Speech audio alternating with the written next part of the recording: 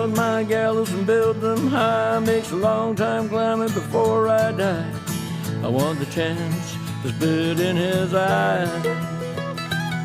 Well, they gave me ball, but I can see between to a dusty yard and a long gone green. They call that freedom, if you know what I mean. And I dry my sorrows, but the whiskey's gone. I'm sober as good. Hello, everybody. Welcome to Longbangers. I'm Matty. This is episode number 103. Right, we almost got a full house tonight, so Brian's still not available. But before I introduce our guest, I'll go around the table and say, John, you're on tonight. How are you doing? Good, aye. Flustered. It's been a hectic day, but I managed to make it. How's family life treating you? Not too bad. Wee one was having a wee bit of a meltdown just before I came on, but we gave her some gripe water, and that seems to have settled her. Does the gripe water work? I'm just wondering if it'll work with adult women as well.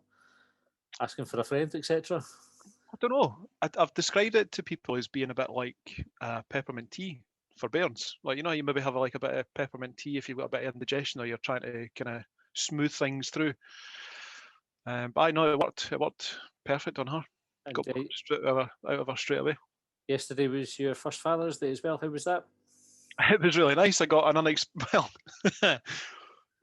it was really, really nice, but I almost made an absolute monster of a fuck up because on Saturday I said to the missus, would you mind if I went along to the pub and had a couple of pints and watched the Hungary-France game? She said, aye, that's absolutely fine.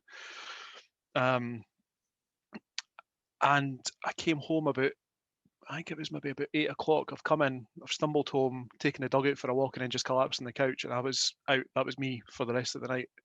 And I woke up the following morning and I thought, oh, fuck, she's going to be raging with me. But what I did was there was some bacon and eggs in the fridge. So I made her some like a bacon and egg toasty kind of thing and I took it upstairs and I just kind of sheepishly said, I'm sorry. And she was absolutely fine with it. Like I think I'd managed to smooth it over. Just managed to nip it in the bud and say, look, I made an arse of it. I'm sorry, here's some breakfast. And then later on she came downstairs with a bag with a card, a bit of chocolate and a bottle of whiskey. So it was good. Nice one. And had your daughter written her own name in the card? Do you know, it's amazing. For 5 weeks old, her handwriting is impeccable. Magic. We were, I was just going to digress. This is bad because we've not even introduced everybody yet, but I'll do this while I remember it. We had a question on Thursday, which was, what was the most stupid thing that you've done? And I couldn't think of anything, right? Remarkably, couldn't think of an actual properly stupid thing that I had done. Your story there reminded me of, so I think actually it was Mother's Day on the Sunday. Hibs were at home at Celtic. Jane had got me hospitality, and it was an HSBC night out on the Saturday night. And I think about 4 a.m, I was lying bollock naked on the bathroom floor, having been hugging the toilet moments before it. And the hospitality was a complete write-off. Like we went and I couldn't touch any of the food, I think I had a can of Iron Brew. So there's everything going on and just sat kind of feeling sorry for myself and totally ruined the whole day. So I think if that counts as one of my stupid things. But anyway, yeah, a parents' day ruined by alcohol. Right, I'll move on. Colin, how are you doing? Good, mate. How are you? I'm good, yeah. You had good an encounter with somebody today, did you know? Oh, I did. Somebody of interest to the podcast? A wee bit of stalking, aye. Liam Henderson's moved in round the corner for me, so doing a wee bit of stalking with him. But I didn't have to actually. He came over because he saw my daughter kicking a ball about and he spoke to her. Did he like to take a corner for her? I know. I was going to ask, but he was doing a lot of running pre-season. I guess it must be. He's just around the corner for the summer anyway. Obviously back to Italy after that. Aye. I was so starstruck that I forgot to ask for him to come on the podcast though. So I'll need to bump into him again. Walk past his house. Aye.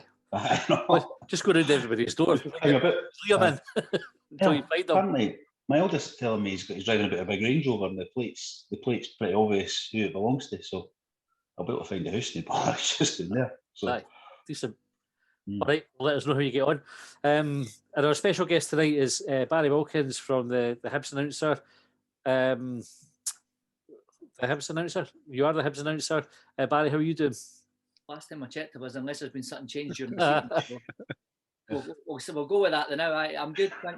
Thanks very much for having me on. It's been an interesting couple of months, and we keep a close eye on your podcast and stuff, and you seem to be doing pretty well, lad. So well done. Thanks very much. We were kind of joking before we came on that this is the first time that we've heard your voice, because that's at the back of the West. And That's excited about the PA system already. Aye, I'll give you a wee update on that later on. I'm sure we had an episode where we questioned whether it was actually just your voice, whether that's what you sound about. And we thought maybe the PA system's brilliant and that's just how you sound, but it's brilliant to hear that that's not the case.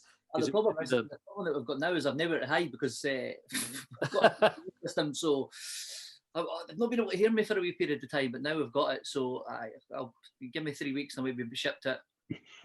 We did a night, so when I was at HSBC, we did a staff night out at Heriot Walk.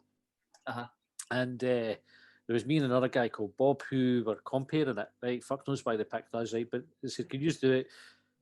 Just can have a bit of a laugh. And we were like, that's fine. So we've got the mics, and all night nobody can hear a word that we're saying.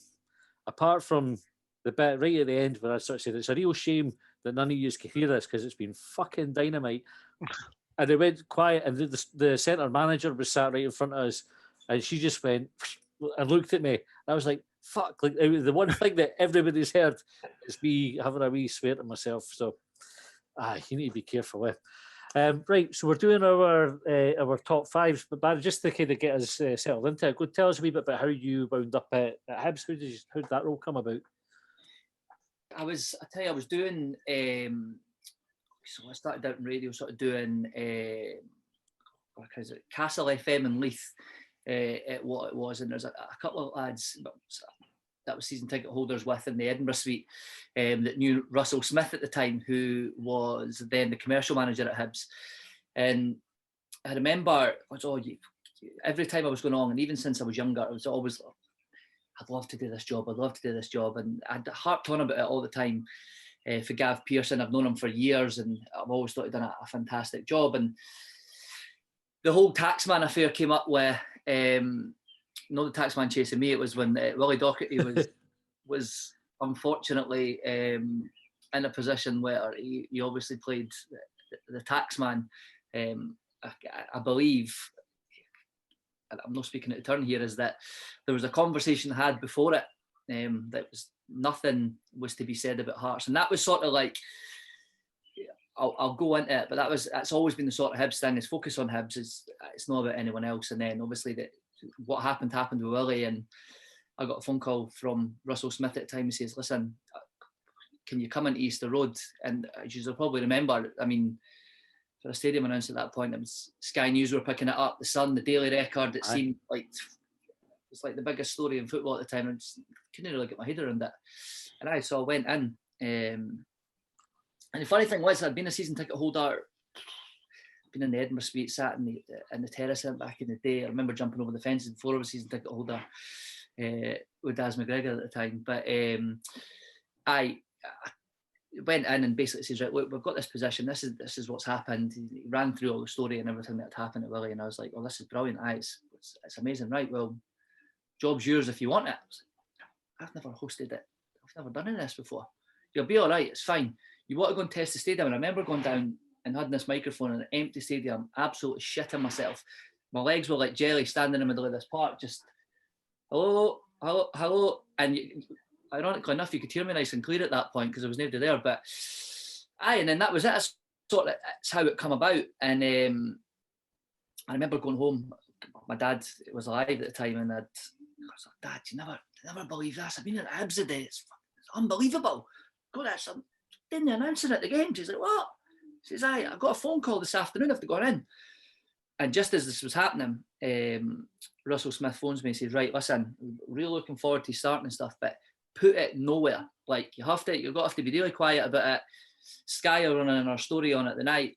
And I remember going home that night, I was like to my old man, I was like, oh, this has got to be amazing, it's got to be brilliant. And I'd logged on online and on Facebook in the early days sort of then, I went on and there was this page, 10,500 people had followed it. And it was like, bring back Willie Docherty. Oh no. And the first 2 years was an absolute disaster for me. Who's this little prick? I was Rod Peatrie's little bitch. Well, yeah, is that right? Is that what Fucking hell. As soon as the mic went up, I was like, I remember going home and reading a lot of the forums, and I got so involved in it, and it was like, who is this? His voice is really broken, and I was like, this is horrendous. Like, I'm gonna be binned within days, and honestly, it was the worst. The first year was just horrific, but it's mad how something like that sort of became. I couldn't really understand it. I was like, well, this is crazy. And then I always remember when Hibs were getting beat, it was like, this announcer boy's an arsehole. Because I'd obviously DJ'd in clubs and all that. There's folk that obviously known that I'd played in George Street. Go back with all the other Ponces in George Street and all that, and I was just like, it's got to be joyful for the next few. So that's pretty much how it came about, and here we are now sitting. Well, unless I get a phone call after this podcast, I'm going into my 10th season with the club next year. So it's been good. There's probably still a few folk on the forums that call me a wee prick, and but as I said to you before we started, it's I've nowhere to hide now because we've got a new PA system. So we'll see how that gets on. I think you're doing it right if they're just calling you a prick. This is like He's standard. If made you're on a forum, that's like normal. Like Have we not had that yet? there's something wrong. Oh, we have, aye. Oh, some of the stuff, and it's funny because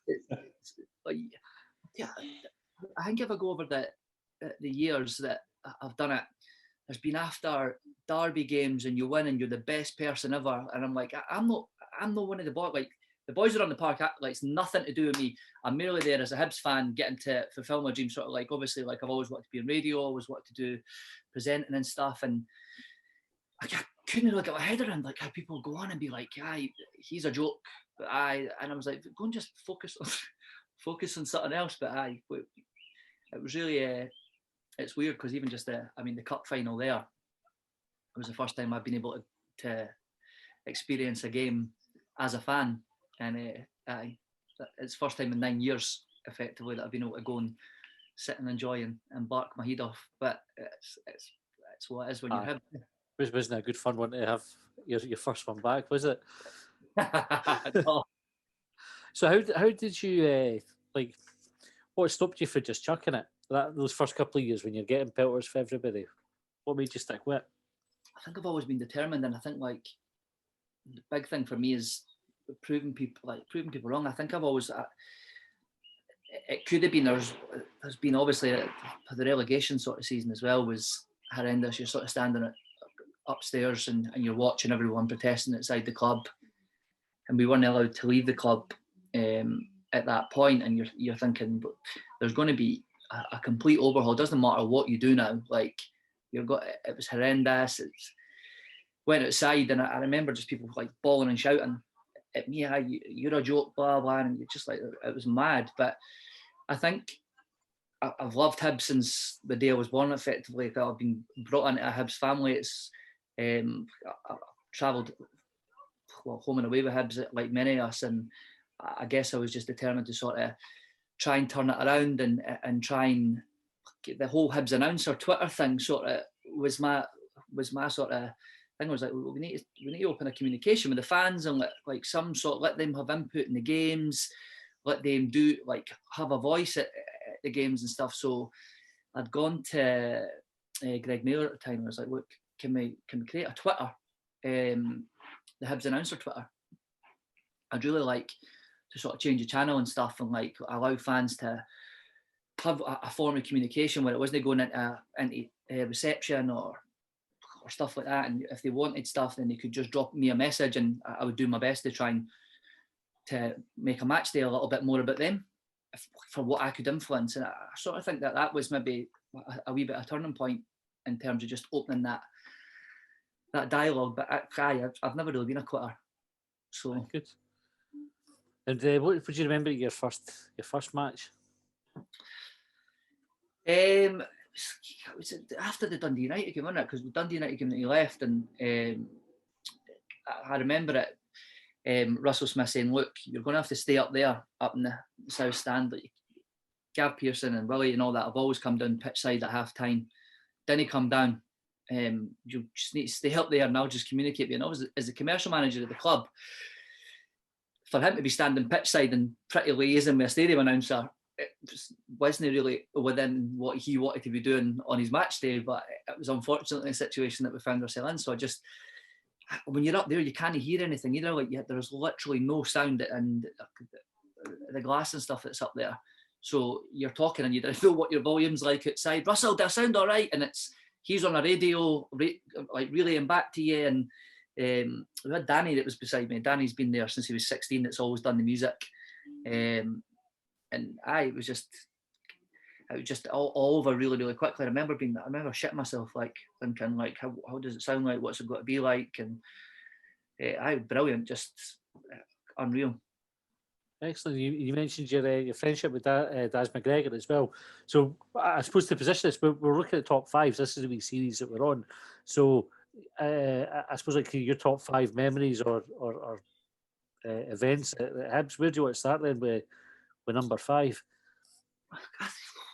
God, there's that many different memories. I mean, one of the obviously a big memory for me is obviously your best mate signing for Hibs. If you're going to start on Daz, obviously we'd grown up through school together as best mates. I'd obviously known that the injuries and stuff that he'd gone through during his time with St Mirren and so forth, and obviously ending up with Rangers.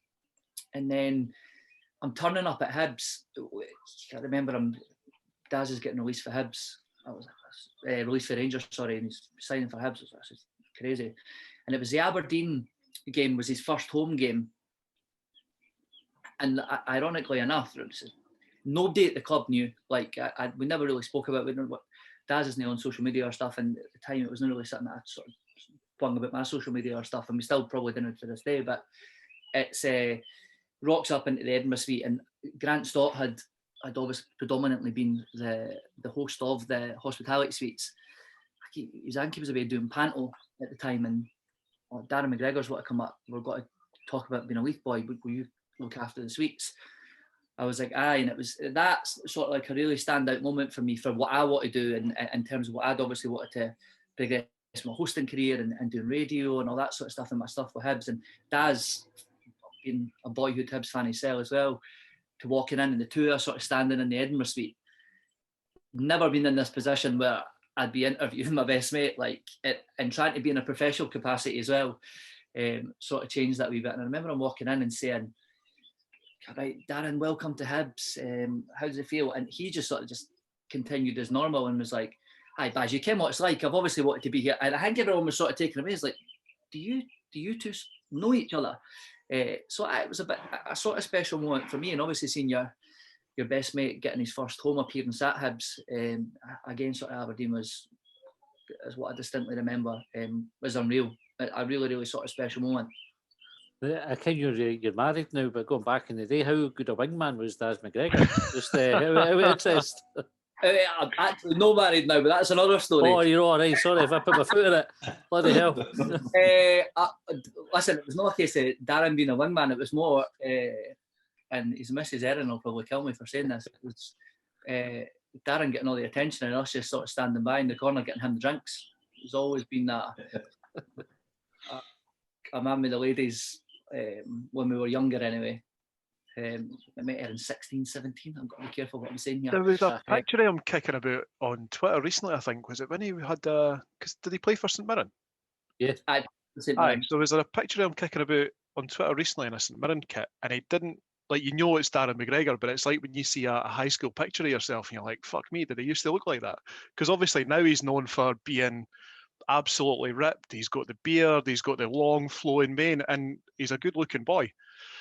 But he hasn't always looked like that. I tell you, I remember, and again, he'll kill me for saying this, but I remember we were going out one night and we were getting ready at mine, and I think he just signed for Cowden at this point, and through the room, and my mum always used to, like, mum and dad was blithering away, and Daz comes up and takes his top off and he says, "Aye, Helen, bet you've not seen a body like this in a long time." She says, "Darren, I've never seen a fucking body like that in my life." And that was in his sort of younger years. So he's always he's always been a big lad and a very, very competitive lad, even to this day. Actually, tell you a story. This is I'm telling everyone this sort of story. We went a big cycle. Not that long ago. We cycled all the way down to Selkirk. The two of us are quite into like going on the bikes and stuff.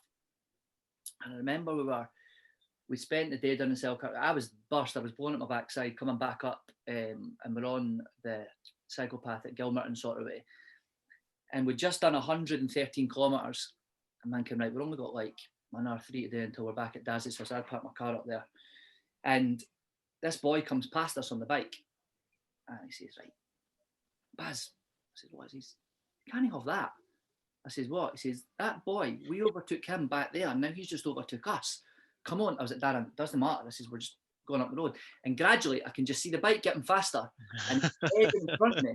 And I'm thinking, oh, here we go. So the pedals start going, and I swear to you, cycles past this boy and goes, ha, ha, ha, ha. You can't be overtaken by someone that you've just overtaken. And I just took a moment and was like, that's like, we've just won a Scottish Cup with Hibs. Everyone pretty knows where you are.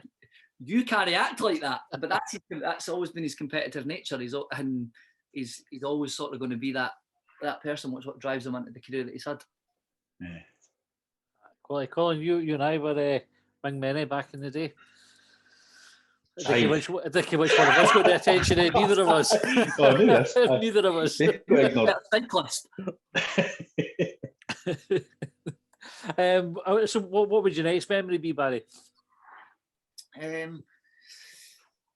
think probably, I can't say this now, is that my dad being able to come to Easter Road and see me do the Hibs announcer's job. My dad, sort of like that period, took really, really unwell. And in fairness, the club really stepped in and really, really looked after my dad, made sure that when he was coming to games, he was really looked after. And I think that just really struck home for me.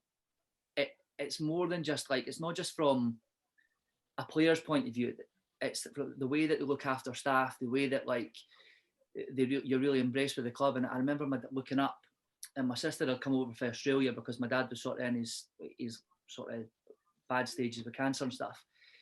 And I remember I'm standing there with the camera, and my dad having the Hibs sort of tartan, and I'm looking down onto the West Stand. And I just think that was a really proud moment for me, sort of thinking, right, do you know what? My dad's finally managed to get to a game, and that's a memory that sort of although he's not going to be able to come to much more games, that my son settled at Hibs sort of thing. I brought him here since sitting in the old North Stand when he sat here and just talked about the pigeons rather than what was happening on the park. So I think it's always probably what's going to sit with me. And we've got a stone underneath the stand from where we sort of obviously used to sit. So to tie this in together, it was when we had done the East Terracing, when we unveiled all the stones for the club at that point, it was obviously myself and Pat that had done it.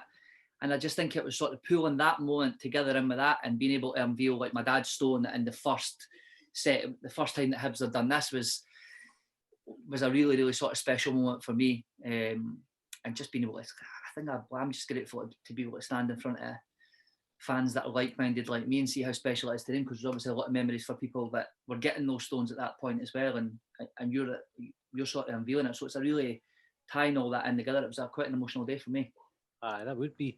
The stones are a brilliant idea, really. I've got one in the east, which is ironic because we sit in the west, and obviously they didn't do the West Stand stones initially. It was only the east ones that they kicked off with. But I go to the game with my dad and my son, so they've got stones around on the west one now. You got a stone in the stadium, Colin? No, I've never got around to it. We've spoken about it a few times, but then just never done it. But it's a great idea. It looks brilliant when you stand and look at it. You see folk every week looking for their stone. Aye. But aye, it is a great idea. I think that's the thing. With it, I guess you guys want to really see it, but even the tunnel stones and stuff that we've got now, you touched on there earlier on about going to hospitality and stuff. Now, obviously, we'll see what happens post-COVID sort of stuff. But getting that tour and going down to that into the tunnel and actually just seeing stones of people that have managed to get them in there, you can see how much it means, because you're part of you're part of the club effectively in your mind. You're part of the stature of everything that happens around the club in your mind. Yeah, I think it's a great thing. That's it. We've got the one in the famous five. It's no stones, but they've got that board up. bricks. The 200 club or whatever it was, 500 club or whatever it was called back in the day. Because the wife's name's on that for the maiden name, like. But it's one of them. You go in and you point to my daughter's, kind of like, that's your ma's old name up there, Kim. But it's like it's still there. It's not a stone, but it's just a list. Well, it was there. It was in the famous five lower. I don't know if they've moved it now. I would imagine it's so, because my uncle Danny, Manny, and their names are on it.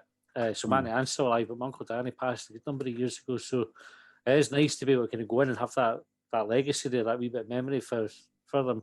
How about you, John? You got a stone anywhere? No, I had to be careful how I asked that question without it sounding too tight for that kind of carry on. Aye. I take delight in pointing out or finding my mate's stones. I remember one day, it must have been a couple of years ago now, because I'm sure it wasn't long after the podcast had started. Normally I sit up in the famous five, but this one particular day I was in Saturn East, and just where I happened to be stuck in the queue. I think it was when we maybe started, the ticket list system or the barcode, and they were having all that bother with it. I was just happened to be standing there and I looked at the stones and there was Matty's name in front of me. Yeah, funny. There you go. My Bonnie football team, that's what my one says. My Bonnie football team, them, Matty Fairney. That spelt right as well, which is always good because everybody gets my name wrong. So I'll take that. What next then, Barry? After that, so you talk about your first game and then your special one there. What would be next for you? I think it's so easy to say this. Everyone will say, "Oh, you'll be surprised." It's sort of like number 3, but would be the day of the Scottish Cup. Obviously, like going back to the first time I'd seen Hibs win a cup was the Skull Cup in '91. I remember being on my dad's shoulder, standing at the west end of Princes Street, watch the bus come past and all that. And obviously the boys that were part of that team at that point. And the reason it sort of stands out for me is because Sue McLaren, that had obviously worked at the club for so many years. You've probably seen her doing the recent stuff, that the interview that Sue and I had sort of done together, had always ran the Hibs family bus. That's always been our thing. And we're digressing. For this particular day, she decided to take it off. So Greg Mailer, who's commercial manager at the time, he says to me, "You fancy running the Hibs bus?" And I was like, "Aye, it'd be brilliant." He says, "Aye." He says, "Look, we've got other stuff to do." He says, "If you can just look out after like the Hibs family bus." And he says, "And then you'll host." Because we had Celtic Park for a hospitality that day. Grant was hosting the fans sort of part downstairs. And I was getting to host upstairs, and it was the VIP section, as they call it. It was like all the directors and everyone that was on this bus. So there was like Judy Murray, Eddie May, Keith Wright, Mickey Weir, Nick Colgan, like all of that lot. And I think like for me, they were like Mickey and Keith are like, I always sort of, number 7's always been on the back of my shirt since I was younger. So like to get to look after them on the day, to be at the table with their family, like to then sit up and do a Q&A with them, was a real special moment. And I think obviously like we'll all talk about that day when we won it, but I remember being beside, I was in between, I had Mickey to my right, looking after him and his lot, and his dad passed away as well, and then we had Keith and all his family were in front of me. I remember when full-time whistle blows, it's like the pair of them are in tears, and I'm sort of like, this is surreal. I was like, thinking to myself, my old man was here, like Keith Wright and Mickey Weir, I'm standing looking after them on the stage. This is like this. Forget Hibs winning the cup and that. Like this is unbelievable for me, and that was a sort of real. I've never really sort of felt fanboy moment, but I just that's what made that day so special to me. It was just so surreal being with they two, and then talking to Mickey during that, he was like, "I just wish that my sort of dad was here to have seen this." And you realise there's people like that you think as a fan that, and I think sometimes we all do as football people, you sort of sit back and you forget that the people like Keith, like Mickey, like Pat, like Daz, like Louis and so forth, they're real Hibs people, and they genuinely have a real affinity with the club, and they really they care and have that same passion as we do as fans, and they've got their memories as we all have ours. So I think it was really nice to sit and hear that, and that's definitely in my top 5 and that sort of number 3 moment. Really special. Can I be the dafty in the room that asks what Nick Colgan was doing there? I think he was just on the bus, eh? Just for a jolly. Is it the ex-players association thing? Look at the fella's face. Oh, is that what it was? But yeah, he was. He wasn't great, like, but Mickey and Keith were definitely. It was really special. Who Isn't else it? was part of that Hibs bus that you organised and you were entertaining at Celtic Park? I don't know if I was entertaining. Had to listen to me for half an hour. It's as I say, there was Judy Murray, and I've kept a really strange thing, and this is pathetic, but I've kept the tweet because Judy Murray, I've kept it to this day. She took a photo of me. It was me, Ian Murray, Keith Wright, and Mickey Weir were doing that Q&A about their time at Skull Cup and all that at Celtic Park, and she's taking a photo going, Hibs hospitality for the cup final. I was like, Judy Murray's just tweeted about me. That's brilliant. I've kept that sort of him, but Eddie May, Keith, Nick Colgan, Gareth Evans, Keith, Ian Murray and his family, Leanne was leading all Leanne's family and a partner were on that bus as well. The rest Is it the current players' families, or is it all like ex-players and that, or do they go on a different bus? all ex-players, the family going a sort of separate thing. It's all just like ex-players and people that be sort of connected with the club at director level and stuff. So, right, this is just me getting my head around. This is pre-match, then. It's a pre-match, aye. Pre-match, So and then you all pile on the bus, go to Hampden, and then Fuck it. I remember there was actually the bus got diverted because there was an orange march. Which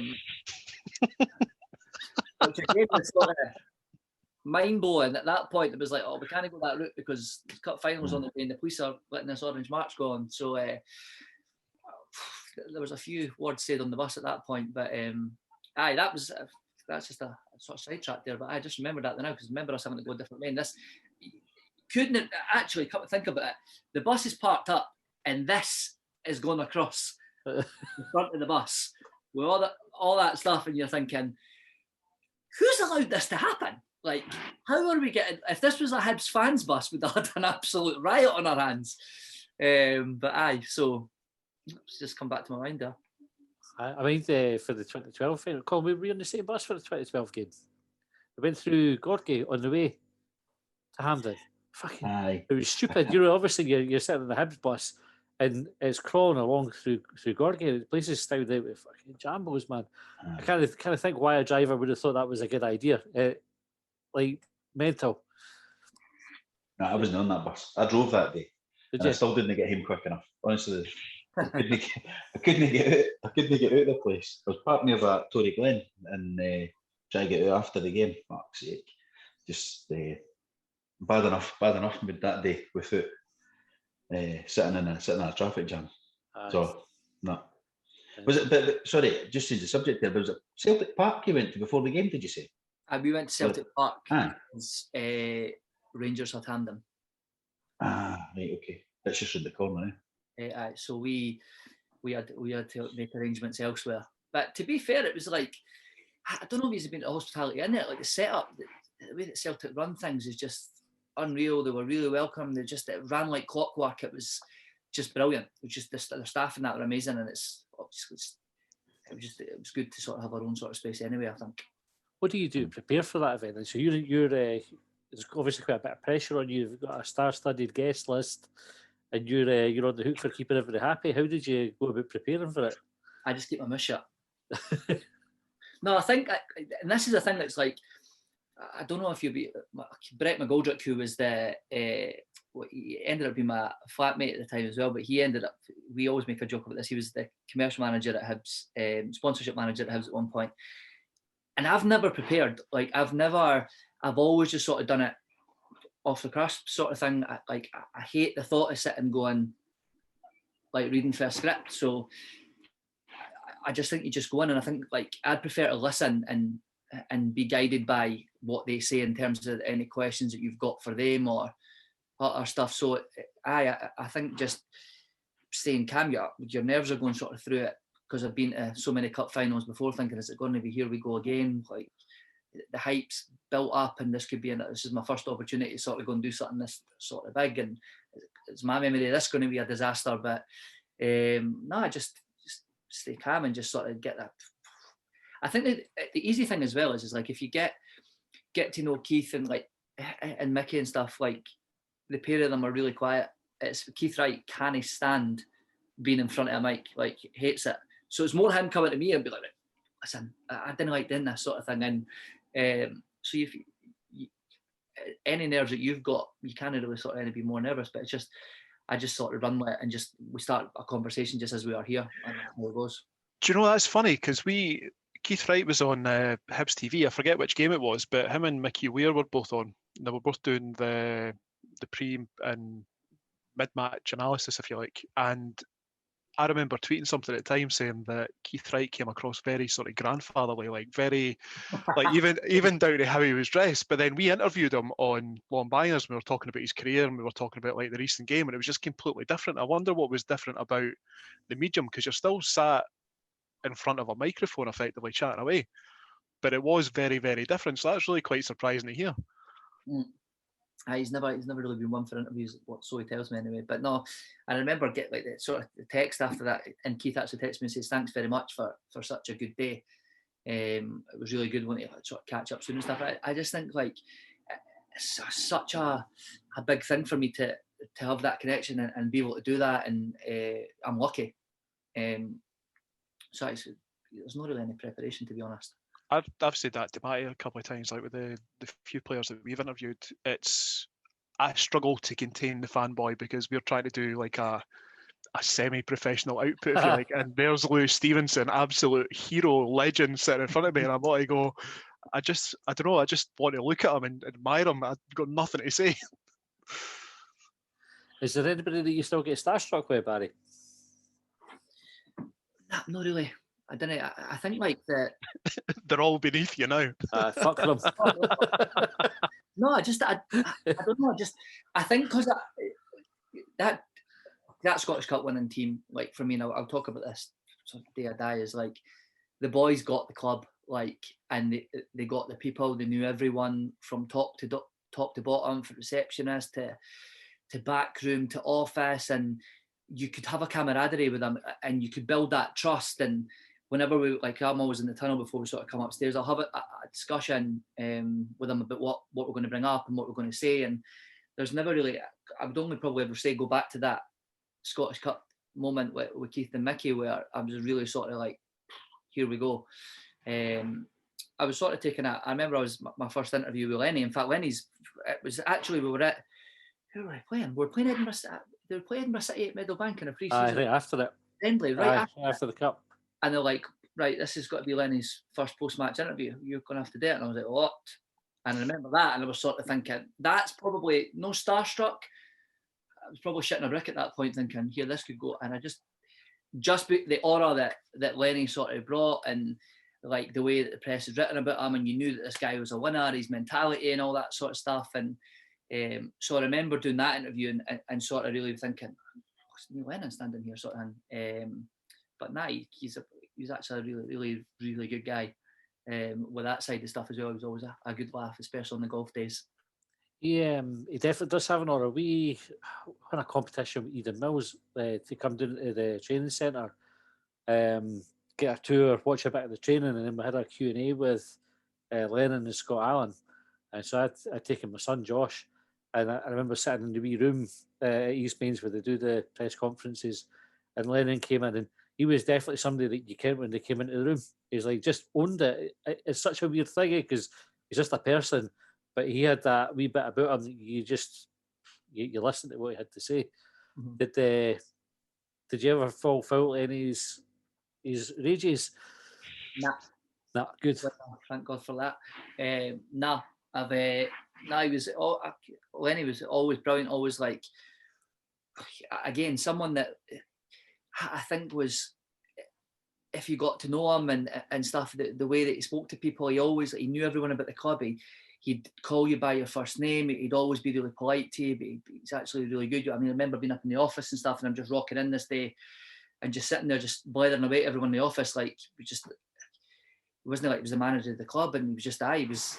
The boys will maybe tell you something different, like, but I know he was always brand new to me. He was good. I always thought he was really good to interview because he is a football person, and he's so many stories to tell. I remember like so many hospitality days and golfing days and stuff, and sponsorship days where he's come along and right, what we got me here. This is what, and whatever you wanted to sort of do. And I remember actually Paul Hanlon's darts day, testimonial day. And I remember Lenny hadn't spoke to the press. That was that one period where he was refusing to speak to the press for that week. And it was like, listen, it was Graham Cadger was organising it. He says, the gaffer's not going to come up and talk.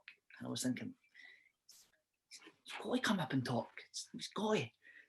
And I thought, and I remember the boys were up in the corn exchange and they were up on the top bit.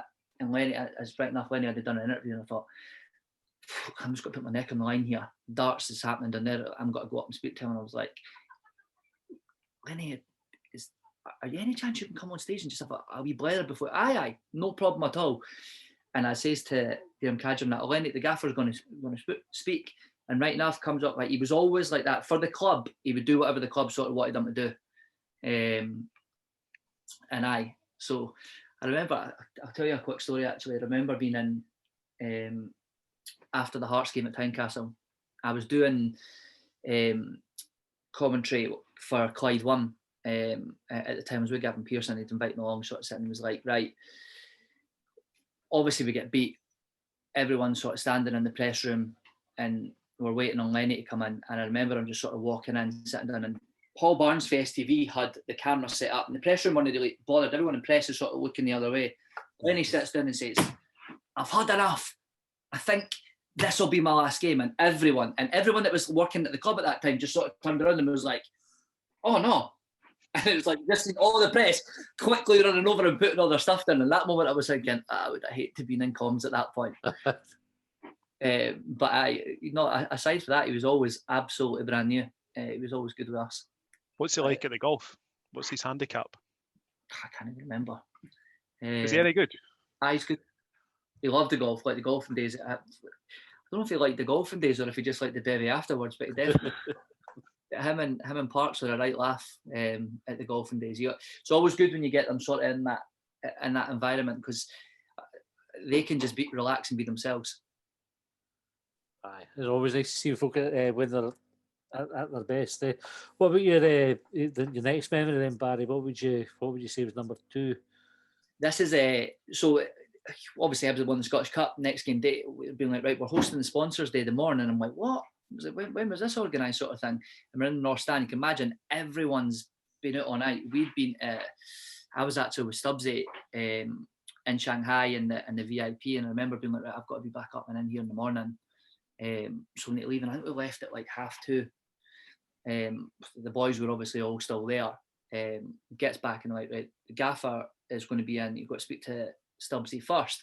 So I remember pulling up to the stadium on that day, and there was an X5 that had pulled up, and I just remember Pete's falling at the back out the boot. Fraser Fivey's falling out the other side, and I was like, well, this is a disaster. Where are we going to go for here? So we went upstairs and interviewing a gaffer. What was it like, blah blah, and it was like just everyone. The atmosphere was just unbelievable. And on the sheet, this is the one day I've sort of looked at the sheet, and David Gray was next to be interviewed after the gaffer. He would speak to the captain, blah blah. And as I'm interviewing Alan, I'm looking at the corner of the room, and there's David Gray walking in with this big wig on, glasses on, and he's floating about the room like that. And I'm thinking, has he got to talk to me? So we've called him up, and I think I was saying, David, what an experience it is. How's it going to feel for you to be on that bus and be the first Hibs captain as well as scoring the goal for all that time, breaking the hoodoo and stuff? And he takes the glasses off and just looks at me and goes, John McGinn's mum makes a cracking sausage sandwich. Serious about it. You're looking at that point just being like, what's the next question that I can ask for here? He's like, honestly, the best breakfast ever. And I was thinking, well, that's my question away. So I'm not going to get an answer to that. But how do I thought, where do we go for here? And he just said, it was like, sort of went off and started talking about where they'd went that night. Me, Dylan, all that went back, and he just spoke about where they'd been and how good John McGinn's mum. And he focused on it for like 2 minutes, and then he just looks at me and goes, "Can I sit down?" I'm buff. And away he went and sat down. And at that point, Stokesy was meant to come up next, and I'm just looking and the neck that he was in. I was like, right, we're just going to have to get on my hand into sponsorships because we can't go anywhere with this. And it'll stick with me because just again, going back to how the boys were and like how much they wanted it, how much they deserved it. That's an interview that will probably stick with me forever, and a memory that will always be with me at Hibs. So this is the night after Hibs had won the Scottish Cup. The morning after. Aye, this is the morning after. I think it was like 10:30 we had to go in, and the boys were asked to come in. And I don't know if you're familiar with the sort of sponsorships night, but you've got to give the sponsors obviously pay the boots and the away tickets. Aye, I've been to one of them. Aye, you get your kits and that. So they were coming in to get that. And I was thinking, hey, nobody's going to go away with this stuff, like these frame shirts and that. Like everyone is absolutely out their tree. Like nobody's been home, and you're asking them to take these stuff away. But no, I just think that the atmosphere in the room that day was just unbelievable. And that it's funny because I've done a thing with David Tanner for Ladbrokes, and I told that story as well. And I just remember him looking at me. No matter what I was going to ask, I wasn't going to get an answer.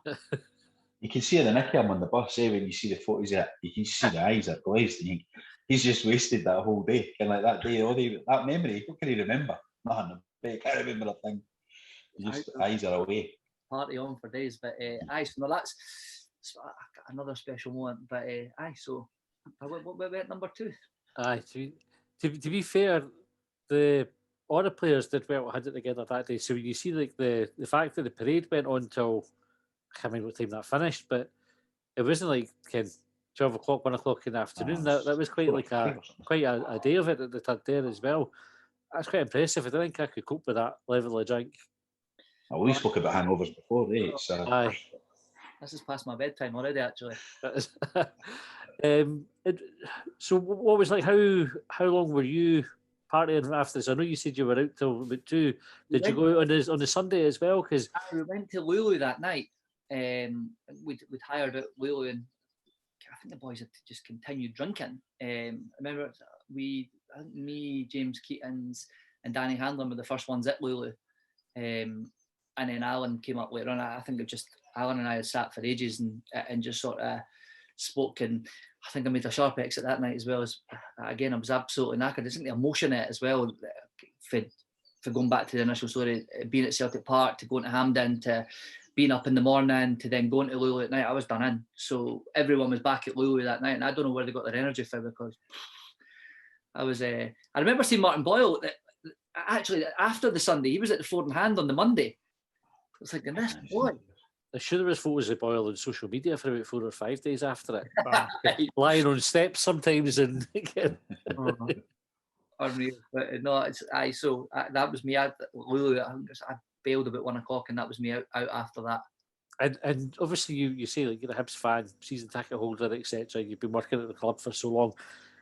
How was it like? See, when you reflect back, how would you describe your feelings about being involved in all that particular moment in time for the club? It'll be with me for the rest of my life. I think like it's a story that you can tell your kids, isn't it? It's like you've never got a chance to play for Hibs or stuff like that, but to work at the club, to be able to host that day, to be able to spend the time with the boys afterward, have the relationship and stuff that I had with that sort of team, like it's just really, really special. And it's even like when we done the Time for Heroes DVD, like I don't know how privy this is, but we had Ocean Terminal hired out. Pretty much Hibs had hired the cinema, and they closed it just for us, and it was just the players and their families pretty much, and I was able to go along to that. So it's just it's unreal. All those little things is just, it's where you sort of say we can sit and go, you're really grateful and get an opportunity to be involved as a fan. And listen, I'm not naive to it that one day it'll all come to an end, but I'll not play the tax man. That's what I can tell you. Here's a question. Have you got John McGinn's phone number? Aye. could you text him and ask come on, him John. and arrange? No. Could you text him and arrange a sausage sandwich off his mum? I could ask her the next time she's at Easter Road. She's there enough. Perfect. Right enough. Fair enough. Sausage sandwiches on it. So I'm interested to see how you're going to top that one then for your number one, Barry. My number one, and this is the Rangers game where Lenny just decides to run on the park and do Lenny, because I think you're standing at that point just thinking, oh no, what's he doing? But that game was just that being involved in the club is just unbelievable. That's probably one of my biggest highlights, like being involved in that game, the afterwards, the atmosphere, the goals, like for Hibs to go on and take on a Rangers team who I think we'll agree was at periods on the back ropes and stuff, but nobody would have expected it to sort of end up the way it is. And I sit like literally right behind the dugout at the tunnel, and I remember Lenny just running up and I was thinking, where's he gone? Where's he gone? Where's he gone? Oh, he's coming back. I was like, thank God, because I was thinking back to Scottish Cup, thinking, oh no. But I think that's the one moment when I really let myself go and sort of like, obviously talking about when the goal going in, I remember just like really sort of top of your voice sort of screaming it, and the ball hits the back of the net, and you're just, that game, the atmosphere in there was just unbelievable, just incredible. We talked about it before, John. Like it was when the third goal went in, when we went 3-0 up, and that's probably the loudest roar I've ever heard at Easter Road, because we needed 6 goals. We needed one by 6. I think we need, was it 5 or was it 6? It was Sure, 5. And we were a fucking whisker. Because Whittaker had his header saved in, and they went up the park and scored, and then it kind of that took the wind out of ourselves, and then they went 5-3 up, and then we came back to 5 each. But that moment at 3-0, everybody started believing it. It was like the place was absolutely rocking. Aye. Like the team at that point, just unbelievable. Like to get that and start like the atmosphere that everyone, the fans sort of like really getting behind it. I remember going up into hospitality afterwards, and the atmosphere up there was just sublime. When you come in after Rangers games and stuff, you can imagine sometimes when you're standing for an interview, the boys didn't want to be interviewed, so they didn't want to stand in front of hospitality. And as much as they're obviously grateful for the sponsorship and stuff, it's often difficult. I didn't, when I'm doing stuff like that, I never really want to sit and go, well, where did it all go wrong? You want to hear that and all that, can ask that question. We try and keep it a little bit more lighthearted and do stuff. So like when you're going upstairs, everyone was Lenny obviously contributed towards it. Everyone was high, like on a high, like would just hammered them 7-0. Just the experience of the game, the noise, the goals, like I couldn't believe what I was watching. No, I still remember. I think it was the third one went in, and then they must have booted the ball out to the park. McGinn wasn't even celebrating the goal. He was over getting the ball back. As he was getting the ball back to start again. It was unbelievable. Wouldn't have mattered in the end because Aberdeen won it. But I get that. Aye, fair enough. They beat Celtic. Yeah. See if I'd won 7-0. Do you know what? The game was that because we were so close. I have no recollection of the other games that were going on elsewhere. So Aberdeen won, so that meant that Hibs couldn't. Even if they'd won 5-0, it wouldn't have mattered. They beat Celtic. How many years has that been? And it's really weird because you remember the game, obviously, because it was 5-5, right? High scoring game. And because we never won it, it takes like a wee bit of the gloss off it. See, you think about how many teams take 5 goals off of fucking Rangers? Like, nobody does it. And certainly no Hibs. Like, I was trying to think before it, I think in my lifetime I've seen us score 5 against Rangers. I've definitely seen us concede 5 to them, but no score 5, and to be 3-0 up, and you're thinking it was a brilliant day. And we beat Kilmarnock. The game before it was 5-3. 5-3. Aye. So 10 goals in 2 games. You can't really argue with that for entertainment. No, I think that's one of the big things about it as well. You never expect us to go 3-0 up against Rangers at Easter Road and have them on the ropes. I think the big frustrating thing is that sort of they managed to sort of claw it back. But just if you think any other manager in that situation, like he'd have been hammered. But Lenny just and he loved it. Oh, aye. Loved every moment of it. I thought he was going at that point because he obviously had the tantrum like you were talking about earlier at Tynecastle, and then he wasn't seen, and then he came back for that. I think he thought, fuck it, I'm away anyway. But he was obviously stayed for a few months after that, didn't he? But that did feel like a bit of the Did they go sort of AWOL? release. Did they go AWOL for a bit when he was Hibs manager? After, like, was he just After was that After Tynecastle, he just went off grid for a wee bit, didn't he? was he away for any about interviews. 2 weeks or so? So As long as that. I'm not sure the ins and outs, but he definitely wasn't getting interviewed. And Gary Parker was doing it all, wasn't he? That's right, aye. 3 weeks. I think it's 3 weeks. That's decent, eh? Love to just do that. Just go fuck. I've not done it for 3 weeks. Changed my mind. I feel like you no turn that for Longbangers. Aye. I imagine that'd be a great way to sign off your if that was his last game. Just storming into the pitch. That'd be great. See you later, eh? How have you found watching it, like on Hibs TV and stuff this year, without actually being at the stadium? It was that It's hard. for years. Hard going. As you know, I'm grateful to see it. The best thing about it is getting the away games, because I'm no like a family, so I didn't always get to the away games. I get to a few, but I'm no regular home and away. But having the games on the TV has been brilliant. Like, so no missed a Hibs match all season. But I definitely miss going to the game, and it's a totally different vibe. Like, we've talked about it before. Folk talk about the games being boring, but I think they're boring. I just think when you're at the ground, the ball goes up the other end, and you're at your seat. Like you get a corner and folk are up on their feet clapping, and you miss a chance and folk are up off their seat, all that kind of thing that you just miss, because it's not the same when you're sitting on your couch, is it? Like, I asked a few weeks ago, didn't I? I said, do you think that, do you celebrate a goal as much sitting in the house, or do you accept a defeat easier as well when you're sitting in the house? I think I did. Aye. I didn't think a goal that was like, oh good, that's a goal. You know what I mean? Versus what you did at the match. Or when you get beat, it's almost like, I'll just stick BBC One and see what the other scores were. You know what I mean? It's a wee bit. It doesn't feel the same. For me, it depended. Oh, sorry, John, on you. I was just going to say, for me, it depended on the context. Watch the game, because you never.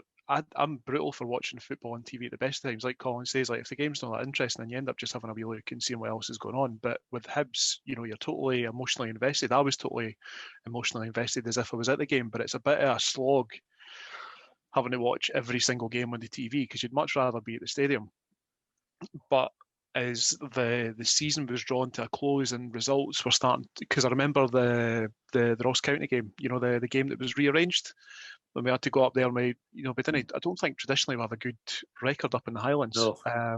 And it was that one game this season that Hibs came from behind to actually win it. And I think, did Nisbet score the winner? I remember being, whoever it was that scored the winner, I was up out of my chair, fist pumping, looking for someone to cuddle, like I would be if I was at Easter Road. So I think it was a bit of a slog in the early part of the season, but towards the end, like the tension, the atmosphere, all that sort of stuff started to crank up a bit, albeit within the confines of my living room. How has it been working at them, Barry? That's what I was going to ask. Standing talking to an empty stadium. We were playing Rangers actually, and Boyer scored against Rangers, and I remember I completely forgot, like there's nobody in the stadium. I was like, "Go for Hibs, Martin! Boyer!" And the PA system had just been done at that point. I remember Ian Crocker tweeted, "The PA system I can confirm is loud and clear." And then somebody else tweeted, "Listen to you in your best Sunday voice," or something like that. It's been strange. It's Leanne had this thing where she wanted everything to be as normal as possible for the boys and stuff. And I'd spent a lot of time, myself and Colin Miller, who's now sadly left the club, is what we were going to do and how we were going to make it normal. And I think I want to say 90 bits of audio that I had to piece together to make the background noise in terms of how it was going and stuff. And just obviously being able to like be on that PA system and know what to do it. And I'm sitting in the east. Gavin Pearson's been up in the other sort of stand, but I sort of come down and sit out there. So it's, I think, not sitting there announcing and being like doing the team lineups and stuff. It's just, it goes back to that very first day when you walk into Easter Road and there's nobody in the stadium, and it's just a weird sort of feeling. And listen, at the end of the day, I've been very, very lucky to still be involved, to still be able to go to games, and I'll never take that for granted, that's for sure. I'm really, really grateful that the club have still obviously allowed me to be in and around the club So, it's been weird that like I'm itching for fans to be back in and to be able to. I miss doing hospitality. I miss the buzz, as you say, like that buzz for like the Rangers games and stuff like that. I miss that and I miss people giving me a hard time for a PA system. Was that a Hibs decision to have you in then? That isn't a rule that you needed. Like, no, every ground's got a PA or an announcer in this season. No, it's a Hibs decision. I It was, think right. most clubs, we're the only club in the latter stages of the season that continue with the fan noise. And we spoke about it, and I think it's worked really well for us. And I actually think, I don't know if that's going to continue, quote me on this, but I think there was going to be a big thing on how Hibs done it so well. That'll probably scrap now, but it was like, how are we making the match days seem so good? Colin had done an interview with, I don't know if it was for the SPFL website or something like that, but if you listen towards the latter stages of the season, everyone else scrapped the fan noise. And I think it was actually a UEFA thing where they didn't want it played in the European games and stuff. But honestly, see, without it, it's being in the stadium for the boys. It'd just be like pre-season. Game, eh? So have you got a boo button or a cheer button, and like here's from when we got a goal? Have you got it all set up ready, like a wee soundboard? I did it for the first while, but just it wasn't working. It was because I'd have to where it was sitting up on we've got an iPad as a program that we use, and the ball hits the back of the net. You're leaning over to hit it, and then effectively the ball's already hit the back of the net, and the cheer comes through, and you can imagine that in an empty stadium. And it was coming through Hibs TV, and I remember Daz actually, we was on the phone to me after, and he goes, "Who was playing that? What were you doing with the goal music after?" I says, "Oh, it wasn't me, it was Gav Pearson." I know he was a bit late with that. So we ended up just scrapping. I think we just ended up going back to goal music, and there's sort of mixed reviews on whether we have that or whether we don't. But it's like it's good because we've been able to test a couple of things in terms of what we're going to do when, like sound wise and stuff, when everyone comes back. I actually got in trouble for one of the delegates when we were playing Dundee United, because I think I was sitting up, Gav Pearson was off, and for whatever reason I was back in control of the music and doing upstairs talking, and as it says, can't hear anything outside. And there was, at the end of the game, says the delegate's been in and says there's been a complaint for Dundee United that every time they got on the break, the noise got louder and it put off the players. And I'm like, but surely how would that put them off? That doesn't make any sense to me. So the ongoing joke towards the end of the season was like, Gav Pearson's off today, and all the levels have got to be all over the place. But we actually got a complaint about the fan music from when that's better. But that would make me want to do it more. Surely, if you knew you could influence the players, but getting right in about it. Well, at least we care for next season, when the fans are in. It's just be noisy when they're on the break. Aye. I didn't think we'll be needing any fan music when that comes in. I tell you what, I can't even imagine what the noise is going to be like when you lot are back in. It'll be unreal. Aye. Can't wait for it. That would be great, Right, well, that's just kind of more or less out of time, Barry. It's been absolutely brilliant having you on. Thanks for taking time out your break as well. I know you're enjoying yourself in York now, so we appreciate you taking the time out. And I think happy anniversary as well. I'm sure I saw on LinkedIn, you're 2 years in your radio job. No, it's 2. No, it's 2. It's 2 years since I done my first network show with 4. So I just came Congratulations. up with memories. So it's mad. Well, at what time's that? Would you want to get a wee plug? No, I'm merely the supply teacher. That's it. All right. When everyone else was off, I was hounding, being like, "Can I get the opportunity? Can I get wee bits?" No, COVID and stuff. I've not really been doing much recently, so I will see what happens over the next couple of months. Yeah, there's a mind. I'm not sure if I've told this story before in the podcast, but my mate used to do a show on Leith FM Saturday mornings, and he's massively into his music. He's a lovely guy, right? John Paul, his name is, and he played Fun Loving Criminals, Scooby Snacks, at 9:30, 10 in the morning, which obviously starts with the soundbite for Pulp Fiction. Any you fucking pigs move, and I'll execute every motherfucking last one of you. This is like 10 in the morning, Leith FM. You just hear the record going off. Oh, sorry, we got some technical difficulties there. Do you have a Facebook page made up against him after that? I probably would have been. I'm not sure if he was on Facebook back then, but No doubt. Anyway, great chat, Barry. Wish you all the best. Anyway, hopefully we'll see you and hear you at the stadium soon. Yeah.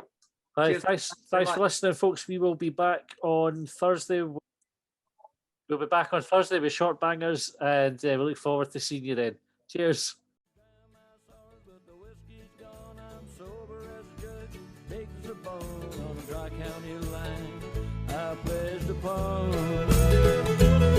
Well, they trailed me down when I broke free. I drank all the whiskey in Tennessee.